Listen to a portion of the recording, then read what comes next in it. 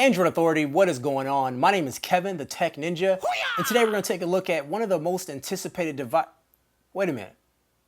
I thought I reviewed this device already. You know what? I'm having deja vu because Samsung has released another variant of the Galaxy S5. This is the Galaxy S5 Mini. The S5 Mini feels, looks, and smells just like his big brother. Not saying the design is bad, but the S5 Mini is just a smaller version of the Galaxy S5 you know today. The Mini stands at 5.16 inches tall, 2.55 inches wide, and just a svelte 0.36 inches thick. Just a hair thicker than his big brother, but it's still a slim device. And for what it's worth, I can't bend it. It tips the scale at 4.23 ounces, and just for further reference, the average weight of a smartphone is 4.9 ounces. The same ruggedness introduced with the S5 was passed on to the Mini. It's rated for IP67 dust and water resistant. That's the certification that allows your device to be submerged under 1 meter of water for 30 minutes. And also for dust, this is the highest rating. No dust should ever find its way under your screen. On the front of the device, you have a front-facing camera, and on the top edge, you'll find the IR blaster. Towards the bottom, you'll find the large patented Samsung home screen button. And to the left of the home screen button, you'll find recent applications button. And to the right of the home screen button, you'll find the back arrow. Now, I'm a big fan of Samsung's Chrome design, but it actually looks like it's been beat up after a couple months of using your phone. On the right side of your device, it only has one button, and that's the power button. And now when you grip your phone, your thumb naturally goes to that spot right there. So this is the perfect location for it. On the opposite side, you'll find the volume rocker, and at the bottom is the USB port. On the back of the device, you'll find an 8 megapixel camera, and also it shoots video at 1080p at 30 frames per second. And that's actually a huge downgrade from the 16 megapixel camera and also the 4K recording found on the S5. The heart rate monitor is located on the back under the lens as well, and underneath that you'll find the Samsung's logo, which pops out a bit. And on the back you'll also find the speaker grill as well. The 4.5-inch screen on the Mini is only 720p resolution. Also has 320 ppi.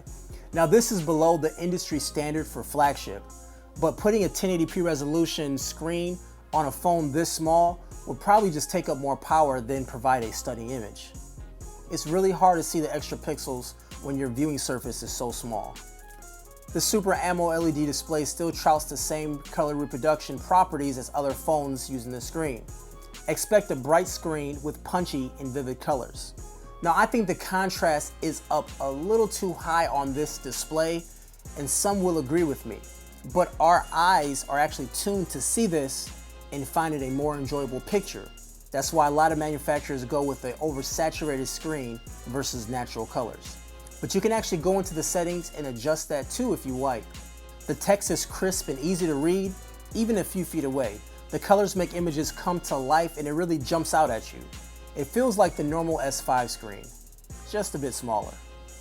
Besides the display, the hardware is where you'll find most of the drastic changes. The specs on the S5 Mini is considered mid-range. This Qualcomm Snapdragon 400 is in tow. We'll also find 1.5 gigabytes of RAM and 16 gigabytes of onboard storage.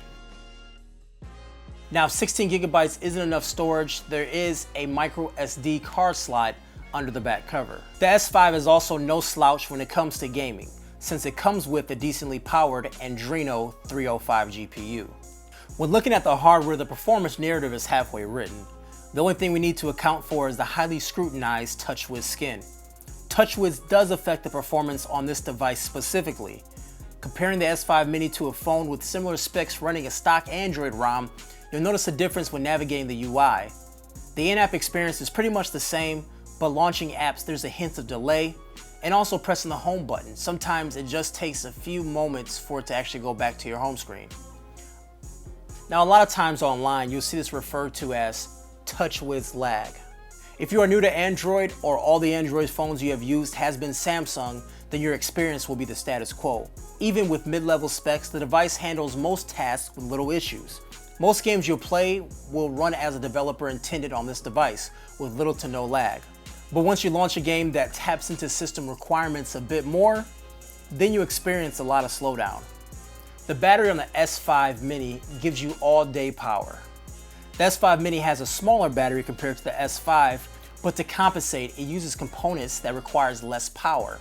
Now, it's a compensation that benefits the battery greatly. I was able to get around 2 days of usage with about 3 hours of on-screen time. Now, that's right on par with the phones that has the best battery life, like the S5, the M8, and also the Note 3. The S5 Mini camera is fast, easy, crisp, and chock full of features. The camera is an 8 megapixel shooter, which is half the size of the original S5. Also, the aspect ratio of the pictures is 4:3 resolution, which works great if you're looking to upload pictures to Instagram or even Facebook.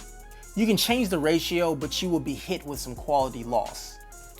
Now, as far as features, there are way too many to talk about right here, but our buddy Josh Fagar from Android Authority, what's going on everybody, actually made a video, and you can check that out. It's the Samsung S5 feature focus on the camera. Now, everything is pretty much the same as far as settings, as far as modes, but just understand that it's a lower megapixel on the camera, but everything else is the exact same. There's a column of shortcuts found on the left to adjust any settings that you could think of. Now, these icons are arranged in a grid. Although they may be in this grid, it's still hard to find what you're looking for. But after a few days, I was able to pretty much memorize where everything was. Also, there's a button for different types of shooting modes. A lot of the modes are very specific and some may not be useful.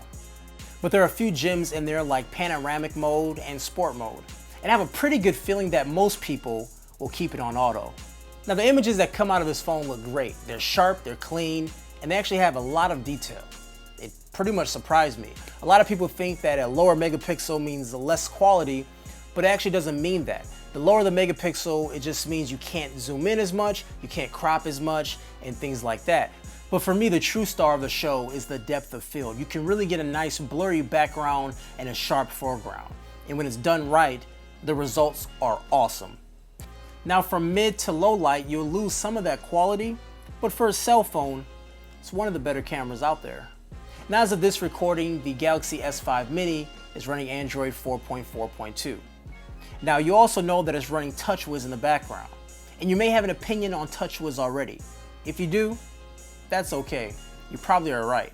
One of the features that was introduced with this version of TouchWiz on the S5 was the S Health. This is Samsung's one-stop shop for all things health-wise. Once you get it set up, it has a built-in pedometer. You can track your exercises and also your heart rate. Now, it's not going to replace your fitness band, but it's a nice start to something that could become bigger over time. A few more things on the software side is Kids Mode and also Smart Remote. Kids Mode actually does not come installed on the phone, but you have a shortcut to install it from Samsung's App Store. Kids Mode locks down your device so only certain applications can be accessed from the home screen.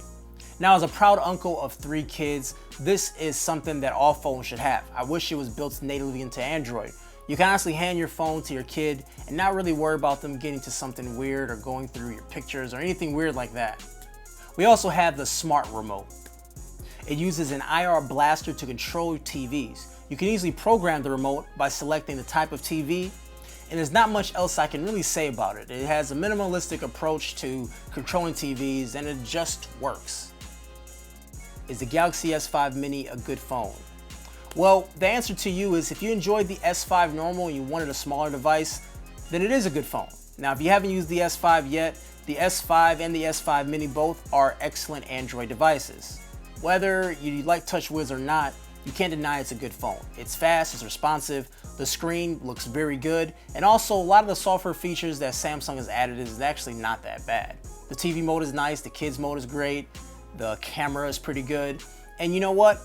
The smaller form factor is starting to grow on me. I'm not sure if this is something I can use as a daily driver, but it was pretty refreshing to just have a tiny phone in my hand and be able to text with one hand or actually do anything with one hand, and it wasn't that cumbersome to keep in my pocket. So if these larger devices are too much for you, or you have a smaller hand, or a lot of times you have something else in your hand and you want a one-handed phone, then the S5 Mini could be your phone of choice. As always, guys, my name is Kevin, the Tech Ninja. Make sure you like this video and subscribe to our channel.